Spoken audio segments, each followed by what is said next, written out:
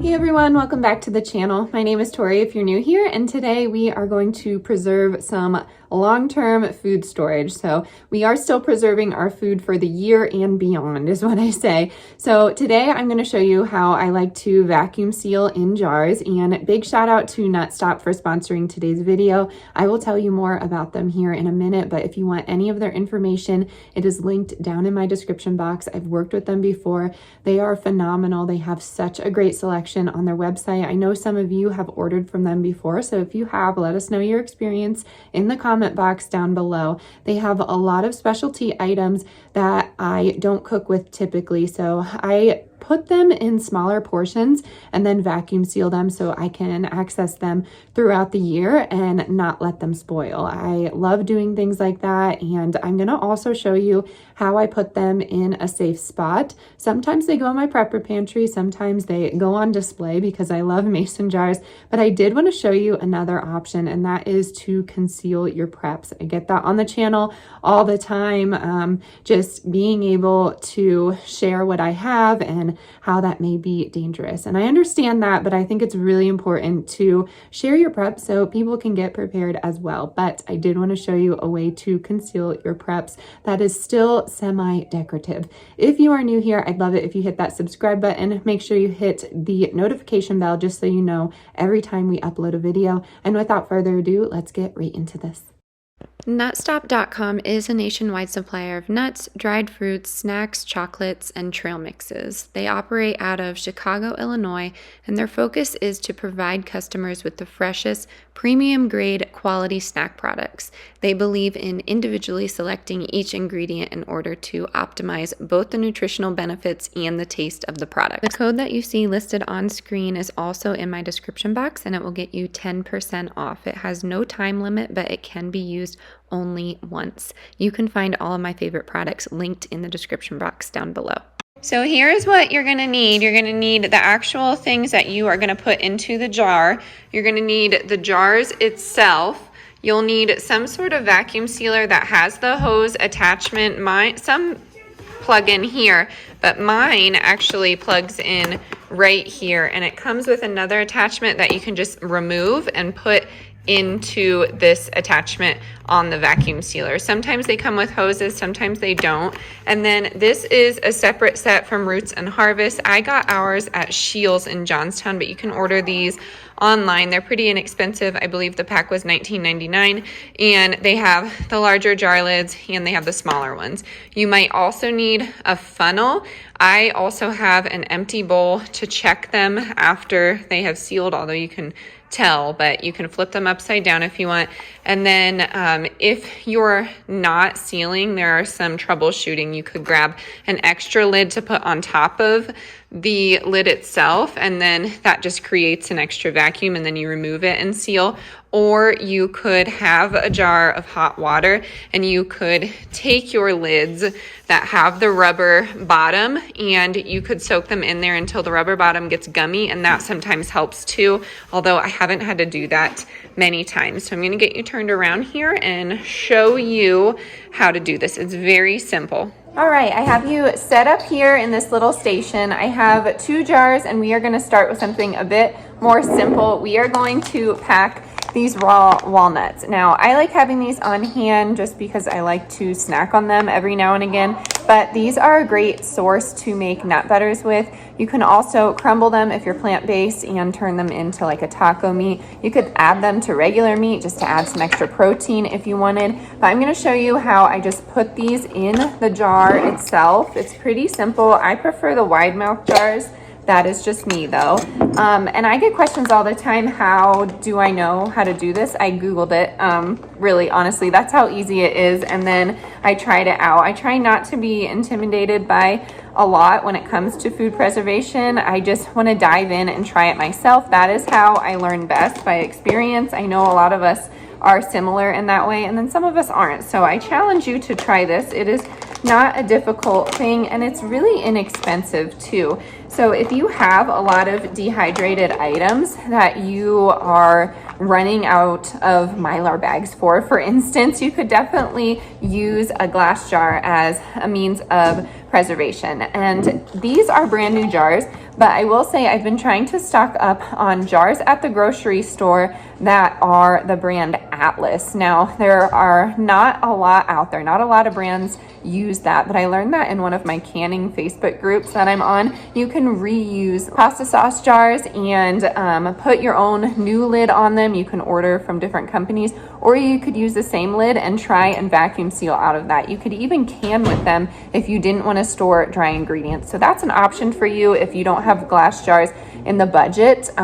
Also, you could find them at thrift stores, but honestly, a lot of thrift stores around me have been pretty inflated when it comes to their prices. So it's really up to you. I am going to fill this. So this is going to be 16 ounces, and you don't want it to be full to the top. You want at least an inch of head space. And if you think it's an inch and you're not sure, definitely take a little bit out because the jar will not seal.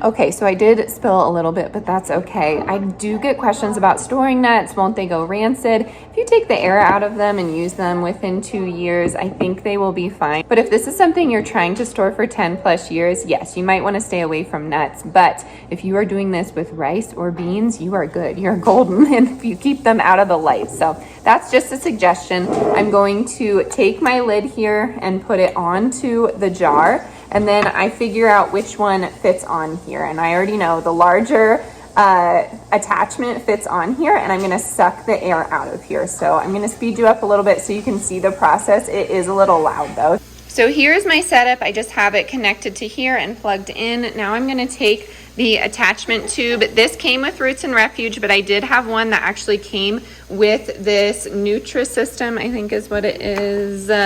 NutriChef, and it's linked in my Amazon store. It's not, you know, the best one on the market, but it does what it needs to do. So I'm gonna need 2 hands for this, but you plug it into here, and then you are going to, bless you, you're gonna hit the vacuum seal button. So you wanna make sure you are pushing everything down here, and then this will fit pretty tightly here. You can hold it if you want to. And I think this is really important because I questioned this at first. Not a heat canning substitute. You can't pressure can with this is what they're saying. So if you were thinking that and not using water, this won't work like that. I just wanted to let you know. Most people know that, but if you're like me and question everything, then it won't work like that. So I'm gonna get these sealed, and I will show you what I mean when it comes to actually sealing and not sealing.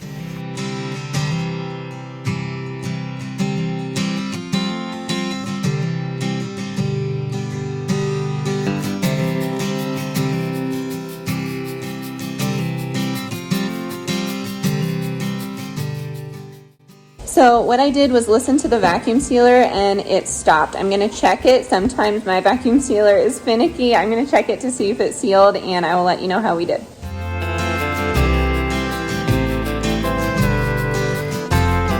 So you could do this over a bowl, but I'm pretty sure that it's sealed. Let's see what happens. You should be able to flip it over, and your food should be able to stay in there. The other test is grabbing it just by the seal itself. Now, this is debated. You could just leave it like that, or you could put the ring around it. I personally, for dry items, put the ring around it and then label it, but you don't have to do that. So I'm going to get the other jars sealed here, and then I will move on to the next item and tell you what I like to do with it.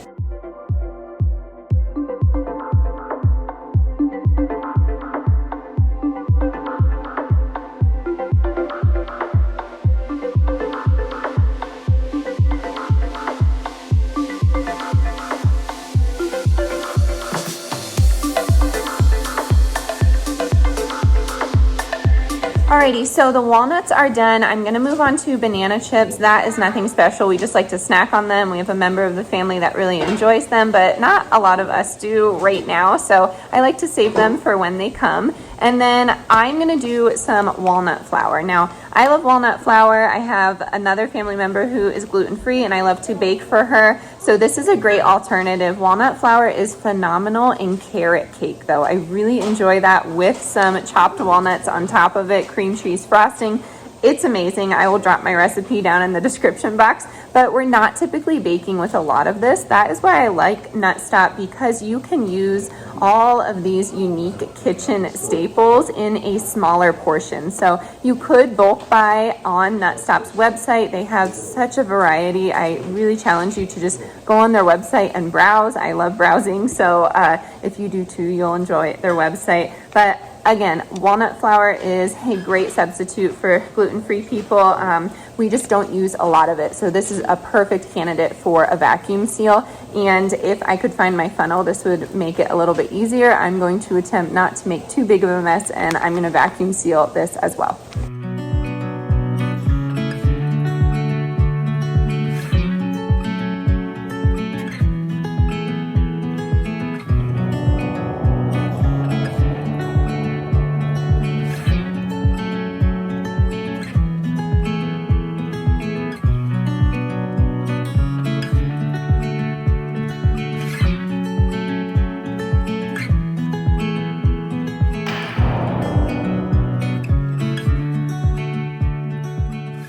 So the next on the list are going to be these raw pumpkin seeds. I like to use this for pesto. Pine nuts are pretty expensive, so we like to use these raw pumpkin seeds. They're also very, very high in a lot of different vitamins, especially if you're a plant-based person. So if you can snack on these, I like to get them raw and unsalted, just plain as is, because I like to add my own seasoning. And I did forget to mention one little detail. Once you get these jars, make sure you sanitize them. I just do it in the dishwasher, but you could just use some soap and water. And if you are not sealing, make sure your rims are nice and clean. You can do that with vinegar or just some more soap and water. So here's another product that I like. If you haven't caught on, I am telling you all about my favorite products from Nutstop and what an incredible value they are. These are super inexpensive compared to the grocery store or some of those specialty grocery stores where you can buy from the bulk bins. So these pumpkin seeds will go in here.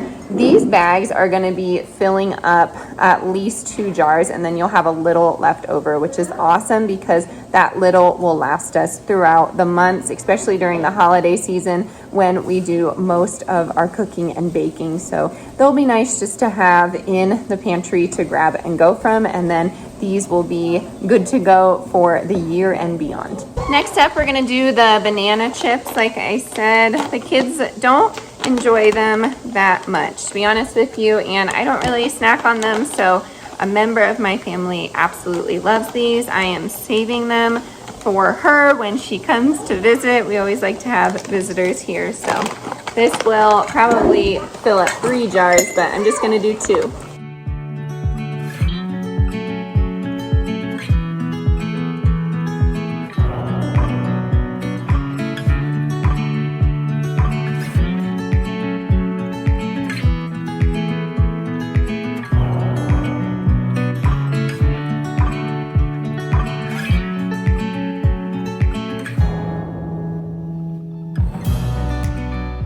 Okay, the next one is going to be almond flour, and I like to use these for homemade shortbread cookies. It's a little loud. It's Wilder's birthday and there's balloons, so if you hear that, I apologize. But these are phenomenal when you are making shortbread cookies. I usually would use whole wheat flour, which is equally tasty, but frosted, you really can't taste a difference. I've tried to bake bread with almond flour and it's not my favorite, so I really stick to the savory dishes that I'm adding a sweetener with, like maple syrup or agave, or you could just use classic white sugar. But almond flour is a great one. Again, like walnut flour, we're not using it too often, so it's nice to keep in these jars.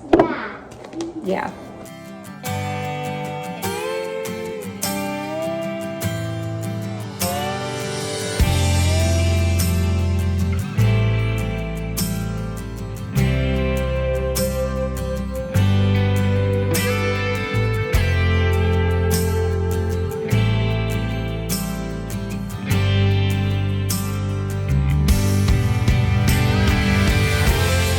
then last to vacuum seal are going to be these raw pecans, however you say them. I love toasting these in a little Cajun seasoning and olive oil. I put it at 400 on the oven for 5 to 10 minutes. You really just have to shake it and make sure it's okay. And these are great to top salads with. You can just snack on them throughout the day, but I encourage you to add something salty to these. You could do a sweet and salty combo. I just don't really enjoy that, but Cajun seasoning is so yummy on pecans, whatever you want to call it. What do you call it down in the comments? Let me know, because I go back and forth. I'm gonna fill up 2 of these jars, and then I'm gonna roast the rest of these to put on a yummy Caesar salad. I think we're gonna do some salmon as well on the salad. It's gonna be delicious.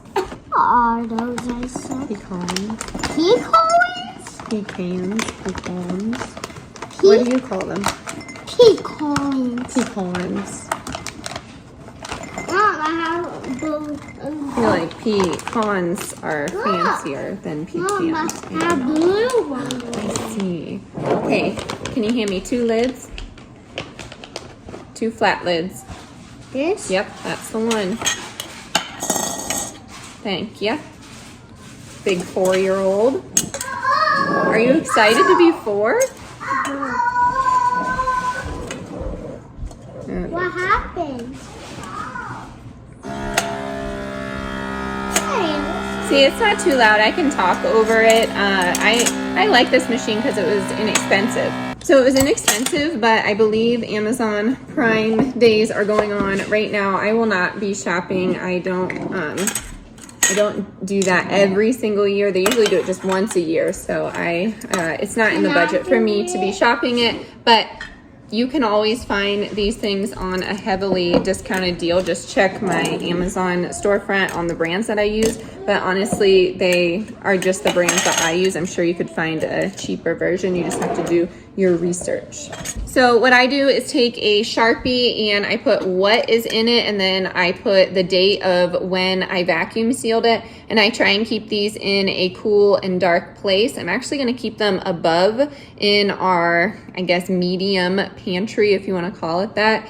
And I'm just gonna put like a sheet over it. And then I'm gonna also show you how I store the other ones in a more concealed and decorative way. Okay, so these jars actually store awesome in cube storage or on the wire racks that we have down in the prepper pantry. If you haven't seen that, go ahead and look at my stockpile tour, my prepper pantry tour. But I found this at Hobby Lobby years ago, or Michael's or something like that, and it's for a potted plant. I don't use it for that too often. I use it as a decor piece. So what I want to do is put these jars into the actual decorative piece. It does not have to be a cloth one. It would actually be easier if it was more sturdier, but this works as well. And it does make it sturdy. If I put these in here, I should be able to fit at least 8 in here. And then on top of that, actually, I am gonna be able to fit 6 in here. I forgot these were wide mouth. If you had the pint jars, they would fit a little differently in here. And then on top of that, you can put some sort of plate or something like that, and then put a plant on top of that. So I will show you what that looks like, but a lot of you have always asked about concealed storage or storage in an apartment setting, and maybe you don't want your preps to be seen. I get that. So this is a good alternative. You could, of course, do under the bed storage. I've done a video on that. I will link that as well below. Just some ideas that I have in my house. You could also put them on your actual kitchen counter and then put a dummy wall on top of them to kind of conceal it. I have subway tile in my kitchen, and at Dollar Tree they sell panels of subway tile. You could put that on just a board and then keep your jars concealed there, and then put the dummy wall over top of it. I haven't done that just because we have space in this home to do that, but I understand not a lot of us have space. So this is a good option. I will show you what it looks like as a decorative piece. Just make sure you let everyone in the family know that what is in here contains something breakable and consumable. So people can grab and go from this. This is, again, just an option. I will show you how I put it in my cube storage as well. Okay, so I have it in the corner here with a plate on top and a plant. I will probably rework this, and I see one of my plants are kind of staining there. That looks a little busy for me, but you know, you could just put a candle with it or some pumpkins, and no one will know that there's food in there. They will see it obviously right here, but I think that is a great option, and it's pretty light tight because this is a thick burlap. I even think there's some wool piece in here. It's been a while since I've taken a fabric class, but this is an option. I've looked on the Hobby Lobby website and Michael's, and they all still have cloth planters like this. This just goes with our decor. So let me show you the other option. So here is your other option. You can just put them in like you do with your classic cube storage. I don't mind stacking them. I know some people don't like stacking them, but I don't mind at all. So you can put that there, and then you can do something like this to light seal them. You could put them on the bottom shelf here and put a decorative pillow there. I think if some of you were here, you know that I sit here and read sometimes or do some art just because I enjoy being around the food that we've all made together. So I think that is an option as well. It really just depends. You could just classically keep them under the bed or in your regular storage as well. So if you're new here, this is one of our working pantries. Some things that we've canned from the garden. I keep my dehydrator here, my canning supplies, and extra jars. I have extra spices, extra rings, lids. I have some of our potato harvest in there, some of my favorite cookbooks. I have all of our squash that needs to be processed. We have sauce, pickles, all of the things. So we will see how long this lasts us. We are trying to not go to the grocery store as much. It'd be great not to go at all, but there are some things that we need from there. We are not completely self-sustainable, but we are working on helping our budget by growing and making our own food. I think a lot of people are capable of doing it as long as you just have a willing effort to try. So we do have some ferments back there as well, and we're working on it. It's slowly but surely coming along. I have some of my medicinal herbs over here that we use for some illnesses that may come about. We have some red wine in the back there, but I am proud of this. I'm so happy that Nutstop reached out again just to send some of their amazing products over. This makes a great addition to our pantry. Alrighty everyone, that is going to do it for today's video. I really hope you learned a thing or two about food preservation. This is just another option in case you are not keeping shelf-stable items. You can obviously preserve food any way that you want to, but I love this option. If you enjoyed this video, make sure you give it a big thumbs up. Thank you again to Nutstop. Make sure you're checking out all of that information down in the description box below, and I will see you next time for a fun video. As always, stay adventurous, stay creative, and I'll catch you soon. Bye, y'all.